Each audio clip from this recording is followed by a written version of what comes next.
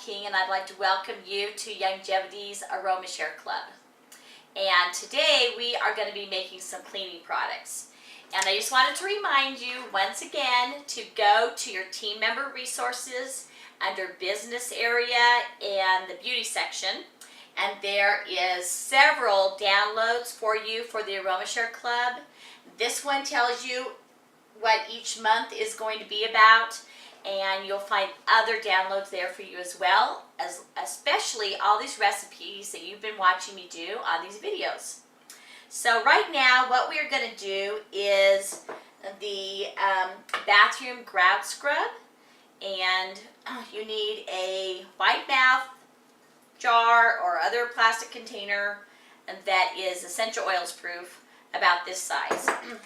And you're going to put in a cup of baking soda, and I have my stuff all pre-measured out to save us time for the video. And I like to mix the dry ingredients first, and then I have here a tablespoon. You can either use cornstarch or arrowroot powder. This is arrowroot powder. I really like arrowroot powder because, as we well know, corn is mostly all GMO, and I try to avoid that as much as possible. So here I've stirred up all the dry ingredients for you. And then the other thing you need to do next is do your essential oils. And I'm going to go ahead and put my essential oils in the dry powder as well. I like mixing oils in dry powder like salts and things like that.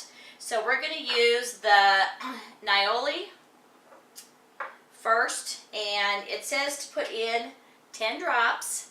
And I'm going to get really scientific about this. 1, 2, 3, 4, 5, 6, 7, 8, 9, 10. And I put my lid back on.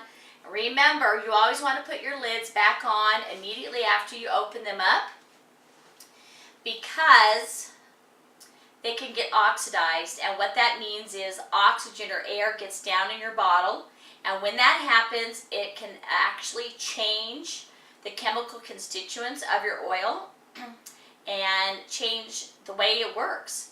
The other thing I want to talk to you about is smelling your essential oils whenever you open them. That gives you sort of a little free therapy. And the other thing, the reason why I do that is because sometimes our eyesight is not what it should be, and we may accidentally pick up the wrong oil, and that may not be a big deal sometimes, but if you are making yourself a dessert and you're putting orange oil in it, and you accidentally put oregano in it, then it will make a difference, won't it? So smell your oils, and then I like to just mix this up in this baking soda. And then we're going to put 5 drops of spearmint in here. 2, 3, 4, 5. And then you can, if you want to, put some orange oil in here. And I'm not going to do that. Orange oil is very good at cutting grease. So if you have a husband who's a mechanic or something like that, and grease is a real problem in your bathtub, you might want to add some orange oil. I'm not doing that because I know how some of you guys are.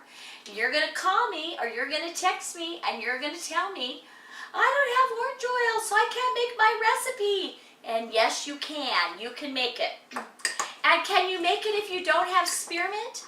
Yes. Can you make it if you don't have Nioli? Yes. You can substitute the deep cleanser if you need to. So, don't get so, stuck, and you could use your Eucalyptus globulus if you have to. I want you guys to realize that all 4 of these oils, they're very interchangeable, except in your food recipes. Do not use deep cleanser in your salads. It will be not yummy. So the next thing we're going to do is we're going to put in a little bit of vinegar, and this part's always fun. You guys remember doing this in school, making your volcano. So we're going to mix all that in here. Oh, and I almost forgot. And so I'm going to make sure I put that in. I'm putting a little tiny bit of our Hydro Wash says 10 drops. I'm probably putting a little bit more than 10 drops. It's okay. And I probably should have mixed that in with the vinegar. I would suggest you do that before you pour it in. But I just want you to know that you really cannot do these recipes wrong, okay? You cannot do them wrong. Now, what you can use this for is sort of like a substitute for comic cleanser. So if you have a bathtub that says do not use anything abrasive, I want you to be really careful using this. Baking soda, as a general rule, is not very abrasive. I personally use it, but I just want to give you that little heads up. And a toothbrush works out really good for scrubbing your grout and that kind of thing. So I want you to use that. And you can just take this a spoonful at a time and sprinkle it on your tub and scrub it.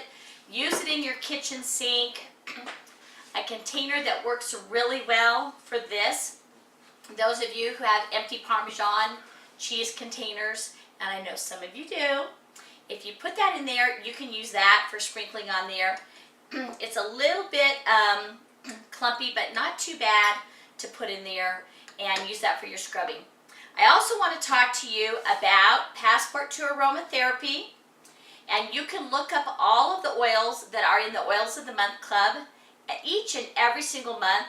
Look it up in this book and learn all the other things that these oils are good for, because they are good for a lot of other things besides just cleaning.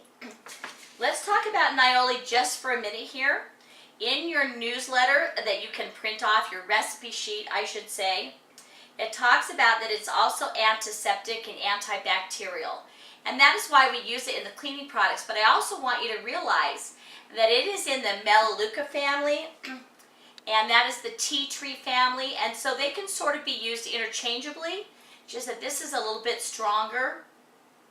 And so remember that if you have any cuts or those kinds of things and you want something that's antiseptic, go ahead and dilute this in a little bit of carrier oil, which could be either your jojoba or your grapeseed, and use it for any types of scratches or cuts or those kinds of things.